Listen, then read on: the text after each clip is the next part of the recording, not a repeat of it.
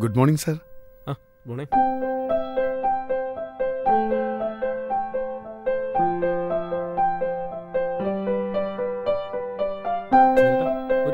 Okay sir.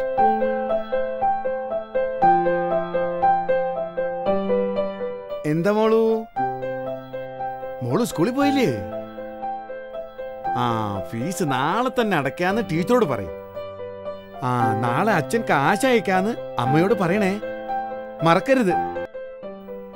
പിന്നെ റോഡിൽ കൂടി നടക്കുമ്പോ ശ്രദ്ധിക്കണം കേട്ടോ മോളു. ചക്കര ഉമ്മ.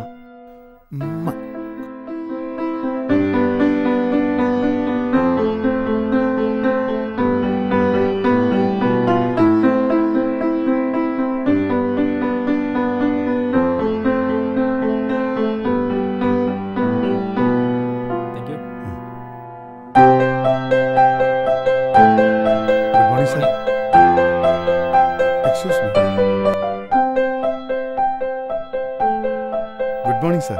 Good morning.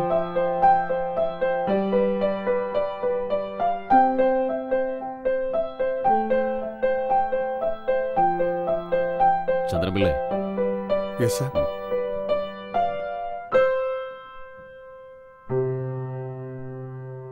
Sir? എന്ത് സാർ? നമ്മുടെ കമ്പനിയിലെ ബിസിനസ് കുറഞ്ഞ കാരണം സ്റ്റാഫിനെ കുറയ്ക്കാൻ തീരുമാനിച്ചു. 1 മാസത്തെ അവധിയുണ്ട്. അതിനിടയിൽ വേറെ ജോലി അന്വേഷിക്കാം. സാർ, 50 വയസ്സ് കഴിഞ്ഞു. ഇനിയിപ്പോ ആരെനിക്ക് ജോലി തരാനാ?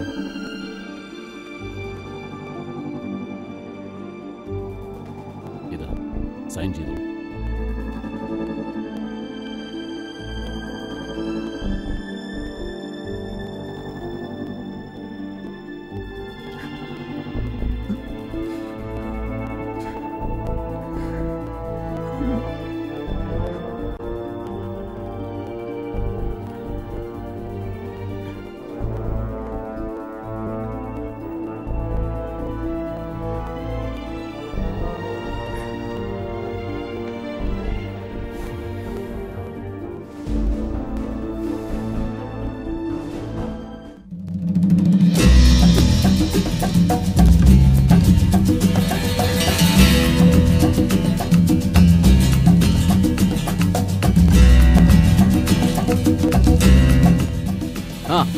ഞാൻ ദുബായിലാടോ.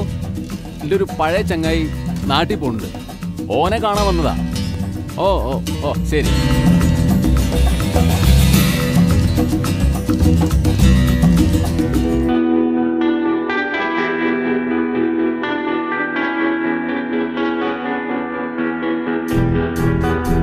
ഹലോ.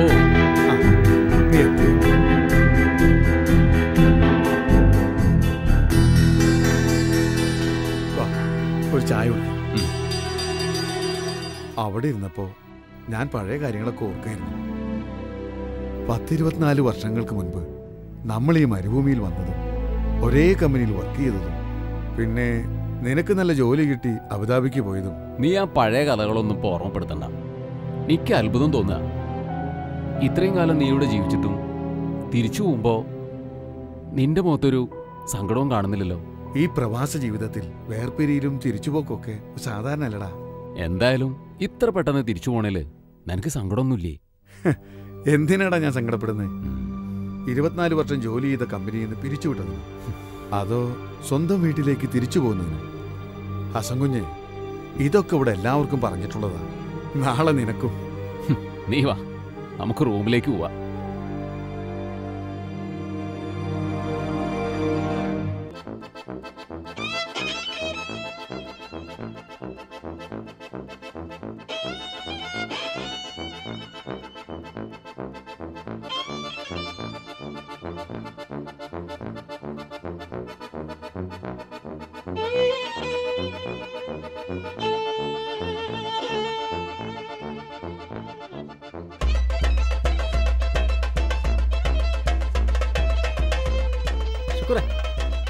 എങ്ങോട്ടേ കാർട്ടൂണായി പോകുന്നത്?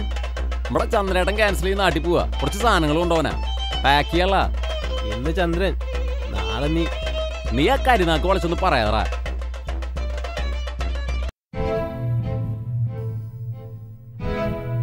അല്ല എന്തിനാ, നിനക്ക് പുറപ്പെടേണ്ട സമയമായില്ലേ? എവിടെ നിന്റെ പെട്ടി? ഞാൻ പാക്ക് ചെയ്യാം. ദാ ബാഗിൽ കുറച്ച് സാധനങ്ങളുണ്ട്.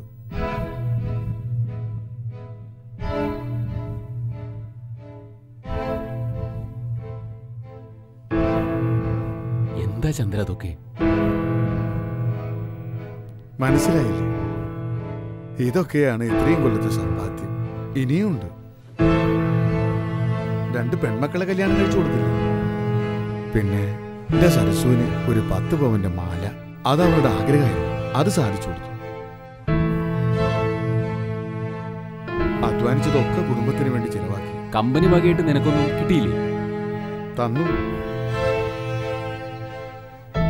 ബാങ്ക് ലോണിൽ കുടിശ്ശികയുണ്ടായിരുന്ന കാരണം കിട്ടാനുള്ളതൊക്കെ അവരെടുത്തു.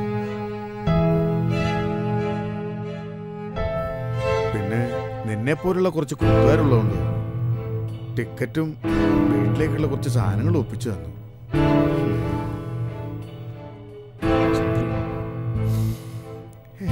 എന്താണത്?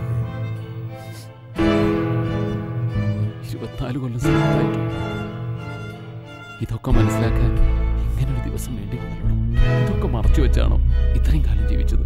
36 വർഷം കൂടെയുണ്ടായിരുന്ന ഭാര്യ, 52 വർഷം കൂടെയുണ്ടായിരുന്ന അച്ഛൻ, അമ്മ, കൂടപ്പിറപ്പുകൾ, ഇവരൊക്കെ മനസ്സിലാക്കിയേക്കാൾ കൂടുതൽ മനസ്സിലാക്കിയവനാ നീ.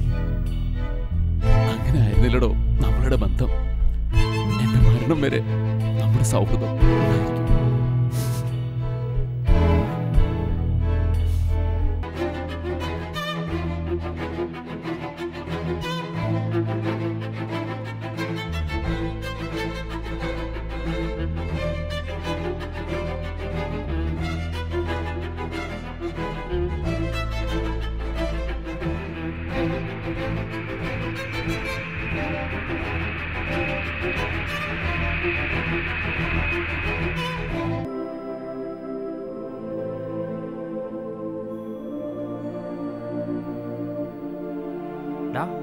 ശുക്കൂറെ, നീ ഇത് വായിച്ചോ?